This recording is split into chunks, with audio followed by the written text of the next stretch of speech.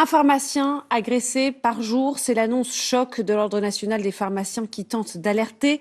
Ils étaient venus soutenir l'OM et ils ont été bousculés et violemment pris à partie par des supporters corses. La ministre des Sports, Amélie Oudéa-Castéra, a parlé d'un acte absolument intolérable. Ça montre, vous voyez, une espèce de dérive et on a raison de ne pas s'y habituer. Et donc j'attends que les sanctions les plus claires, fortes soient prises. Le ministre de l'Éducation nationale parlait la semaine dernière d'un échec collectif, d'une tragédie pour ses proches, pour l'éducation nationale et pour le pays. Et alors que la famille dénonçait un manque de soutien du ministre, celui-ci leur a donné rendez-vous. C'était aujourd'hui. Ça me semble insuffisant. Il y a des choses qui ont été dites, mais pas prises au sérieux pour moi. Voilà. Pourquoi ?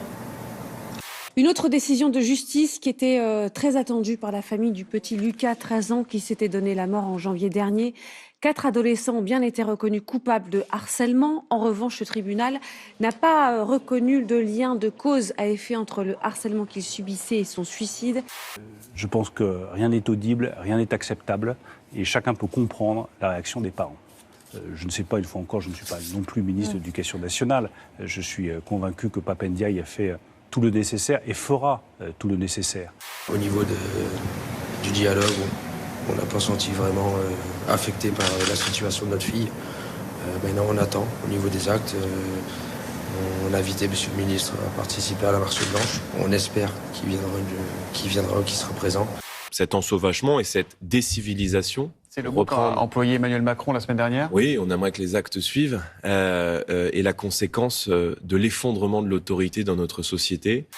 Vitre brisée, ce taxi parisien subit une tentative de braquage le 23 mai dernier alors qu'il circule sur le périphérique dans le nord de la capitale avec à son bord des touristes chinois. Sur ces images, on y voit plusieurs sacs de luxe sur la banquette arrière, les touristes paniqués.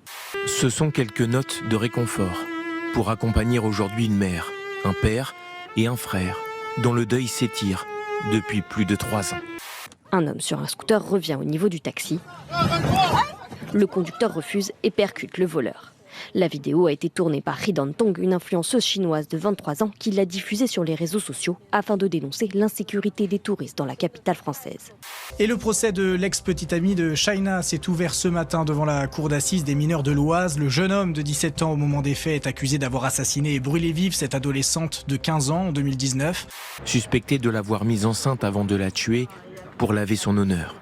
Jugé aujourd'hui à huis clos, il nie toujours les faits malgré sa présence avérée sur les lieux du crime et des traces de brûlures. 3 hommes soupçonnés d'avoir agressé le petit-neveu de Brigitte Macron sont jugés à partir d'aujourd'hui à Amiens.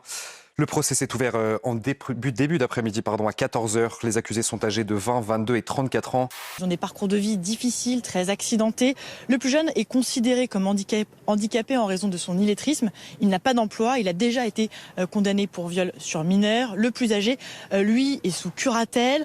Il est le principal protagoniste dans l'affaire Trogneux. Il portait notamment un couteau lors de l'agression. Enfin, 2 hommes de 20 et 35 ans ont été condamnés aujourd'hui à des peines de 12 et 15 mois de prison ferme pour avoir agressé le petit-neveu de Brigitte Macron. Les tensions se multiplient entre les armées américaines et chinoises à proximité de l'île de Taïwan. Une semaine après l'incident aérien entre 2 avions de combat, 2 navires se sont retrouvés très proches l'un de l'autre. Vous le voyez, un navire chinois a exécuté des manœuvres à proximité d'un destroyer américain. Du Japon, pour terminer ce journal, où des étudiants réapprennent à sourire après la pandémie de Covid.